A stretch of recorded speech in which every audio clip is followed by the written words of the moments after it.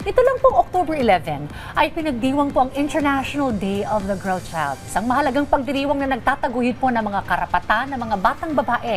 Ang tema po nito ngayong taon ay Girls Vision for the Future. At kaugnay po niyan ay may mga aktibidad na inihanda ang Humanitarian at Development Organization na Plan International Pilipinas para sa buong buwan ng Oktubre. Upang talakhayin ang kanilang programa ay makakasama natin sina Renny Martin, ang Safeguarding and PSEA Specialist ng Plan International Pilipinas, at Ariel Frago, ang kanila namang Portfolio Manager for Inclusive Quality Education and Youth Economic Empowerment. Good morning po at welcome sa Rise and Shine Pilipinas. Good morning, Renny and Ariel. Thank you for joining us today. Ipakilala po muna niyo sa amin itong organisasyong Plan International Pilipinas. Ano to po ang pangunahing layunin po ng organisasyon na ito? Okay po. So ang Plan International Pilipinas ay isang development and humanitarian organization at since 1961, sinusulong na namin ang karapatan ng mga bata, lalong higit ang mga batang babae kasi alam naman natin na may mga inequality and we are really promoting their rights for equality. No? So yun po. At magkaroon sila ng access sa mga protection, health, and even po magkaroon sila ng mataas na kalidad ng buhay. Itong October 11, nagsimula na po yung month-long celebration ng IDG o yung International Day of the Girl. Bakit po ba mahalaga na pinagdiriwang ito at paano po ito inilulunsad ng inyong organisasyon? Ariel? So yung IDG kasi, it's a yearly event. No? At ito, nagbibigay kasi kami ng lalo sa mga batang babae, no? Na ma-amplify yung kanilang boses. Sabihin, mapalakas na ito, andito kami, mga bata, at kailangan yung marinig kami. Tapos yan din yung time na ipine-present ng Plan International ang aming annual research, yung State of the World Girls Report. At yun ay, katulad ngayon, no? Ang ngayong taon ay nakafocus sa mga kababaihan o girls in conflicts and crisis. So, yun po. Okay, talking about that, yung State of the World's Girls Report, ano po yung mga nakita po ninyong mga, kumbaga, salient na mga kailangan tugunan pagdating sa mga karapatan ng mga kababaihan, especially po ng mga batang babae? Doon, lumabas sa mga kababaihan, nag-interview tayo all around the world ng 10,000 girls. Sa Pilipinas, kasama doon, meron tayong more than 1,000 na in-interview parte na south ng Pilipinas, at unang lumabas talaga yung nawawala sila sa formal education. Sabihin, napuputo lang kanilang pag-aaral. Pangalawa ay yung mental health at yung psychosocial nila. No? Ang laking epekto lalo't sa batang babae, yung trauma, etc. dahil nga sa crisis o sa kung may conflict. At yung pangatlo is gusto nilang sabihin sa buong mundo na isama nyo kami sa pagpaplano ninyo. Pakinggan nyo kami dahil ito kami at gusto naming maisama sa lahat ng disenyo ng inyong programa.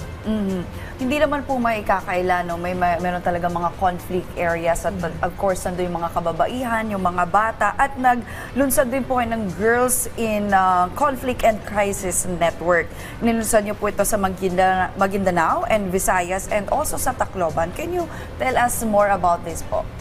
So yung itong network na to ay talagang binuo upang mas palakasin yung campaign at may involve dito yung mga batang babae at may mga lalaki rin of course, no? But of course the network ay tumutulong upang mas ma-promote yung mga karapatan ng mga bata. So hindi kakayanin ng isa.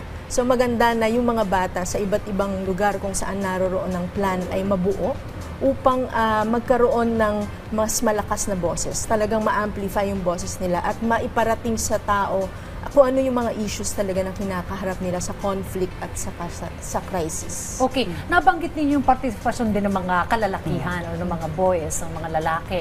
Paano ba sila makakatulong sa advokasiyang ito?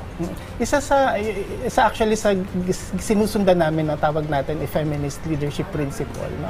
Ang pakikipagtrabaho o working with men, boys, and young men. At nakikita natin yung positive masculinity, no? Napaka-importante na kasama sila kasi aminin natin na mas maraming perpetrator na mga kalalakihan. At sa murang edad, mabigyan na sila ng edukasyon na ang mga babae ay tao.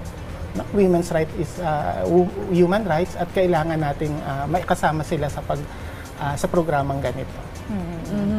Nabanggit nyo nga, maganda yung naipunto nyo po yung feminist kasi mayroon tayong notion pag sinabi mong feminist, parang hindi, dapat ahead or mas mataas yung din yung mga kalalakihan.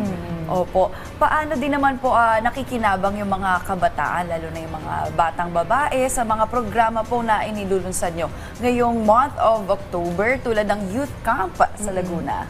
Yung youth camp sa Laguna na mangyayari ngayong October 25 to 27 ay merong 200 mga youth advocates who will be trained on disaster preparedness, response, and recovery. Kasi ang tema nga natin sa taong ito ng ating IDG ay ang conflict and crisis. So, dahil sila yung higit na apektado kapag may mga conflict at may crisis, so sila rin yung nasa sentro.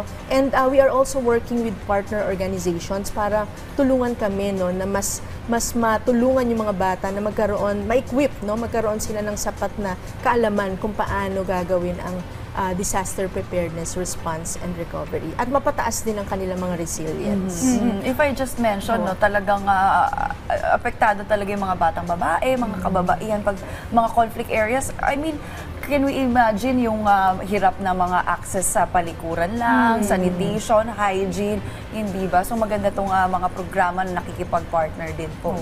At kagaya ng nabanggit din kanina, yung education, importante kasi napuputol yan kapag merong crisis na nangyayari sa lugar, and especially also yung mental health nila ay affected. Alright, please do invite our guests, our viewers rather, na to support your advocacy at maki-participate din sa mga activities ninyo ditong buwan ng Oktubre.